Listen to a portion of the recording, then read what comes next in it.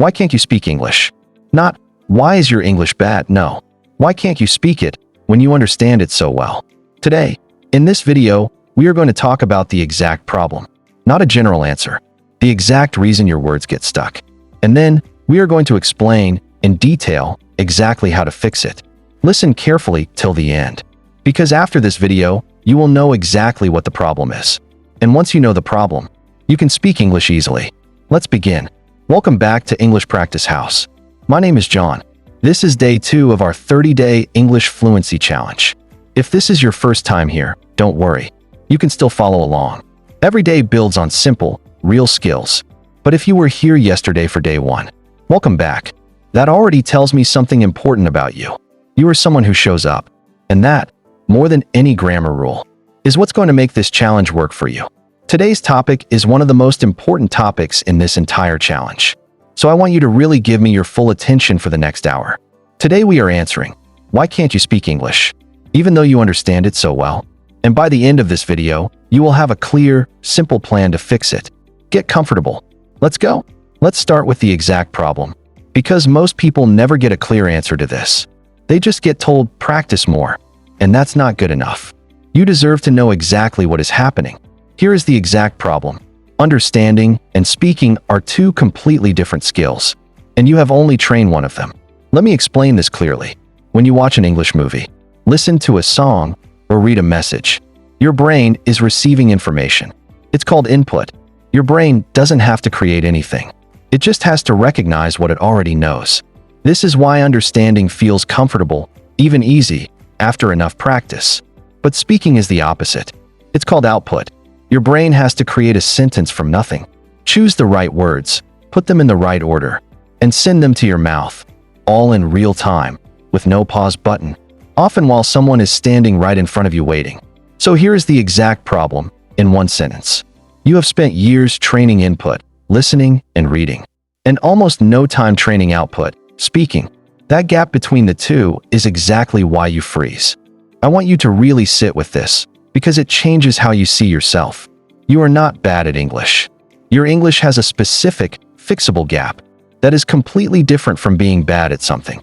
A gap can be closed, and today, we start closing it. Now, there's a second layer to the exact problem, and it's about your brain's habit. When someone asks you a question in English, here's what actually happens in your head, step by step. First, your brain forms the answer in your native language. Second, it tries to translate that sentence, word by word, into English. Third, it checks the grammar. Fourth, only after all of that, it lets your mouth speak. For steps, in just a few seconds, under pressure, while someone waits for your answer. That is exhausting for anyone's brain. That is the exact reason you feel stuck, even when you clearly know the answer. Fluent speakers skip step 1 and 2. Their thought and their English words arrive together, because their brain learned to think directly in English for the everyday situations they actually talk about. That's not magic. That's trained, and it can be trained in you too. And here is the third layer of the exact problem. And this is the layer most people never talk about honestly. Fear. Ask yourself, quietly, when you try to speak English, what are you really afraid of? For most people, it's not, I don't know the words. It's closer to, what if I sound stupid? What if they laugh at me? What if I make a mistake in front of people? This fear creates real pressure in your body. Your throat tightens. Your mind goes blank, even though 2 minutes earlier, you knew exactly what to say. This is not weakness. This is simply how humans work when they feel watched and judged. But I promise you by the end of today's session, this fear is going to feel much smaller. So, to summarize the exact problem in 3 clear parts: 1. You train understanding, not speaking. 2. Your brain is stuck translating instead of thinking directly in English. 3. Fear closes your throat before your knowledge even gets a chance. Now that you know exactly what the problem is, let's fix it. Why this isn't your fault. Before we go into the fix, I want to spend a few minutes here, because this part matters for your confidence. This is not your fault. Nobody taught you that speaking needs separate practice from understanding. Most schools focus on reading, grammar rules, and writing. Very few classrooms actually make you speak out loud every single day about your real life. So of course this gap exists. It's not because you didn't try hard enough. It's because you were never given the right kind of practice. And I want to gently say something else. Many learners think, first I'll learn all the grammar perfectly, then I'll start speaking. I understand why this feels safe. But waiting for perfect grammar before speaking is one of the biggest reasons people never start.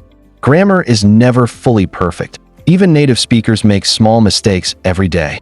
Fluency comes from speaking with the grammar you have right now and improving slowly as you go. A mistake while speaking is not failure. It's proof that you are training the exact muscle that needed training. Here's something that will help you see this differently. Think about a friend from another country learning your language. They speak with mistakes, a different accent, simple grammar. Do you laugh at them?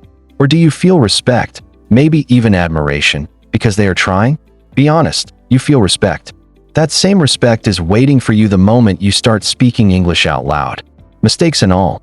So say this with me, out loud, right now. My English is not bad. I simply never practice speaking. And today, that changes. Good. Hold on to that sentence. We're going to build on it for the rest of this video. How to fix it, the practical method. Now, the part you came for. Exactly how to fix this. I'm going to give you 4 simple exercises. No classroom, no money, just you, your phone, and a little courage. Fix 1, shadowing. Find a short English audio or video clip. 30 seconds is enough. Something you already understand well. Instead of just listening, speak along with it. Almost at the same time as the speaker, copying their words and rhythm. This feels strange at first. That's normal. Your mouth is learning a new physical pattern. But after a few days, your mouth starts moving faster and more naturally. Do this for 10 minutes a day. Pick one short clip and repeat it 5 or 6 times until it feels smoother. Fix 2, English self-talk. Throughout your day, describe what you're doing. In English, in your head, or out loud. I am making tea. I am walking to work. I am a little tired. Today. Simple sentences about your real life. This directly trains you to think in English about your own daily life, which is exactly what removes that slow translation step we talked about earlier. 5 minutes a day is enough to start. Fix 3, the 1-minute talk. Every day, pick one simple topic, your day, your favorite food, your weekend, and speak about it out loud, alone, for a full 60 seconds without stopping. Don't fix mistakes as you go. Just keep talking. This trains your ability to keep going even when you don't know the perfect word, and that skill is exactly what real conversations need. Record yourself if you can, and listen back with kindness, not judgment. Fix 4, real conversation. Eventually, speak with a real person, a friend also learning English, an online partner, anyone. This proves to your brain, again and again, I can do this. I can communicate. It's okay. If this feels too scary right now, that's completely fine. Build your confidence with exercises 1, 2, and 3 first, and real conversation will feel much easier soon. None of these 4 fixes need money, a classroom, or anyone's permission. You can start today in your own room. Since this is day 2 of our 30-day challenge, I want to give you one clear task for today, not everything at once. Just one focused step. Today's task, do the English self-talk exercise for 5 minutes. While you're doing something simple, making tea, walking, getting ready, describe it out loud in simple English sentences. Don't worry about grammar. Just talk about your real life in English for 5 minutes. That's it. One small task. Small enough that you can't say, I don't have time. 5 minutes. Here's why this matters more than it seems. Every day of this challenge, we are building one small brick. Today's brick is thinking in English about your own life. Tomorrow, we build on top of it. By day 30, these small bricks become a wall of real confidence. Strong enough that when someone says, say it in English, you won't freeze. I also want you to notice something after you do today's task. Notice how it feels different from just watching a video. That small, slightly uncomfortable feeling of speaking out loud, alone in your room.